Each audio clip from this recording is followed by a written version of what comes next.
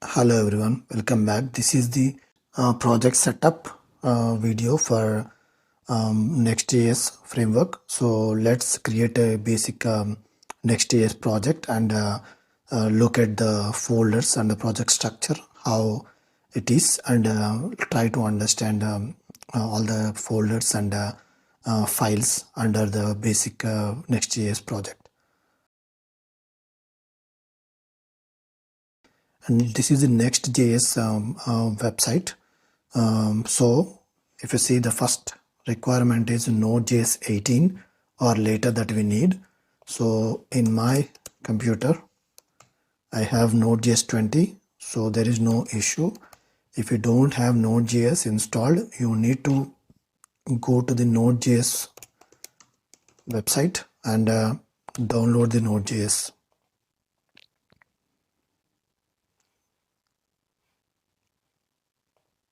Okay, you can download the Node.js from here.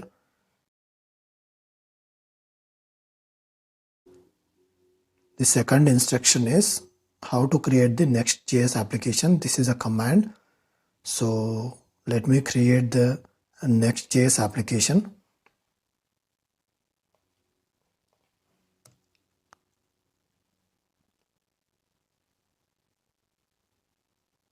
So it is asking whether I want to use the my app as a project name. I'll just say hello world as my project name. And it is asking whether I want to use the TypeScript. Yes. Whether I want to use the ESLint. So this lint is going to, while writing the code, if there is any coding mistakes, okay, it will right away alert and show that there is a error in that code. So it will alert while developing itself if we use ESLint. So I want to use it, and it is asking whether we want to use the Tailwind CSS or not. It is one of the latest CSS framework, and it has too many features compared with Bootstrap. So I just want to import this right now. And would you like to use the source folder? Of course, I want to keep all of my files under source folder. So the next one is app router. So it is asking whether I want to use the app router or not. So basically Next.js has app router and page router. So which router we want to use? It is asking I want to go for the app router right now. And it is asking to customize the alias. I don't want to. Now it is creating the first Next.js application. If you see the dependencies, React, React DOM, and Next.js. So these are the important. So internally, again, it is using React only. Let's wait for a couple of minutes to create the Next.js application. So now the application is started, and let's check what exactly it is rendered. So it is running on 3000 port. So now if you see, this is the hello world application for Next.js. Let's make some minor change and see how this is going to behave. So it is giving the instruction to update the page.tsx. So let's open that. So this is the page.tsx. So if you see get started by editing this particular file, this is a message, and there is a Next.js icon image. Okay, for now let's just remove all these things.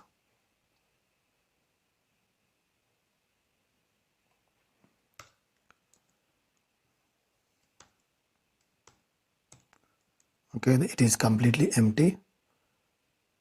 Now it is empty page. Let's simply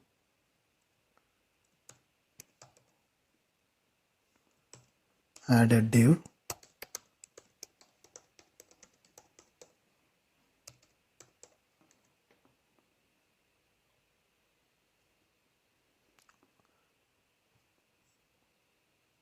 So this is the first text that I printed. So now let's understand the folder structure.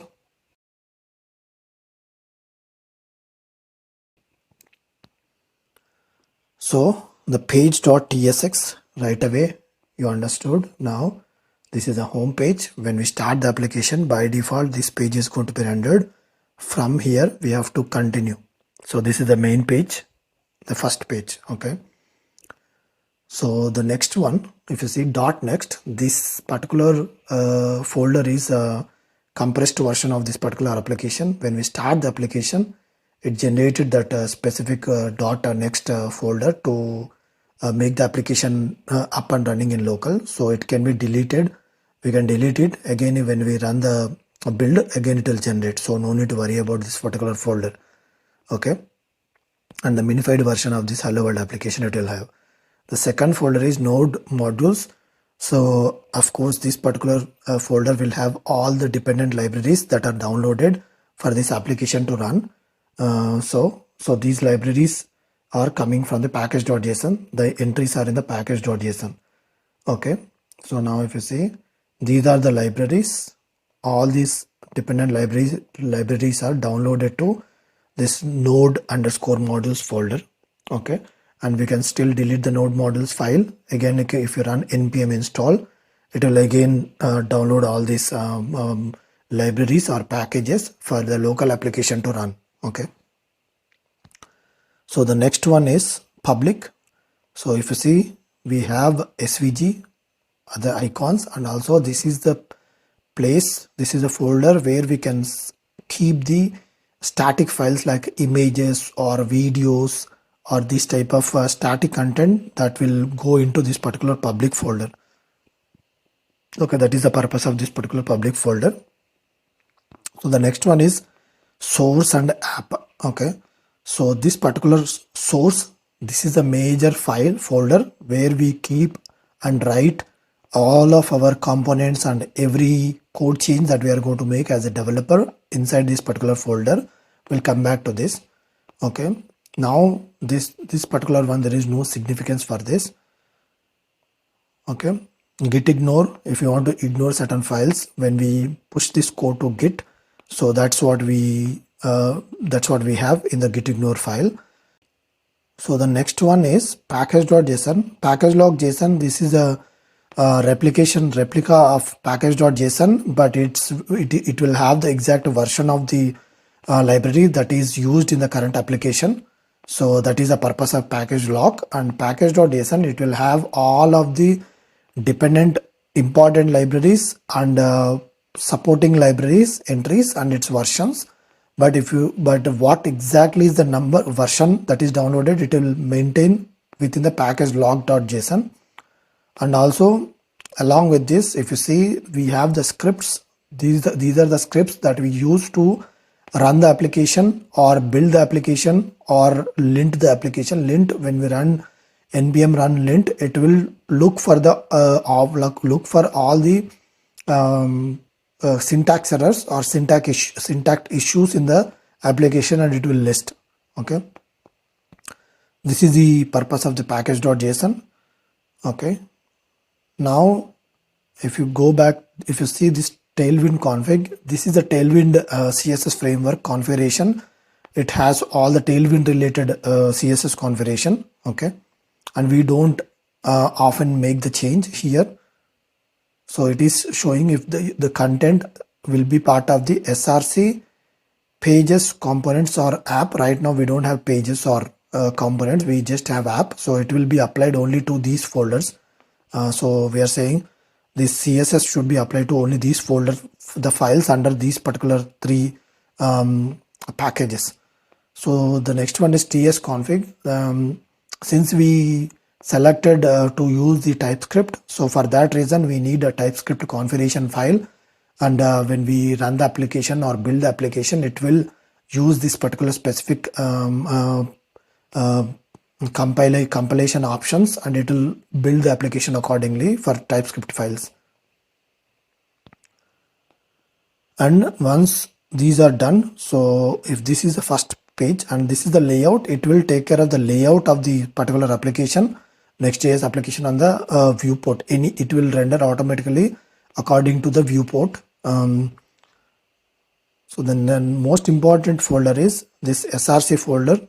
Okay, src and app folder. So this is where we are going to create our pages and everything. It will go under this particular page.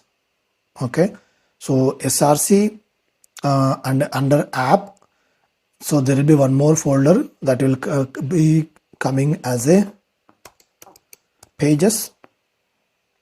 So this should go on top of the src. Okay, now under src we have app and pages.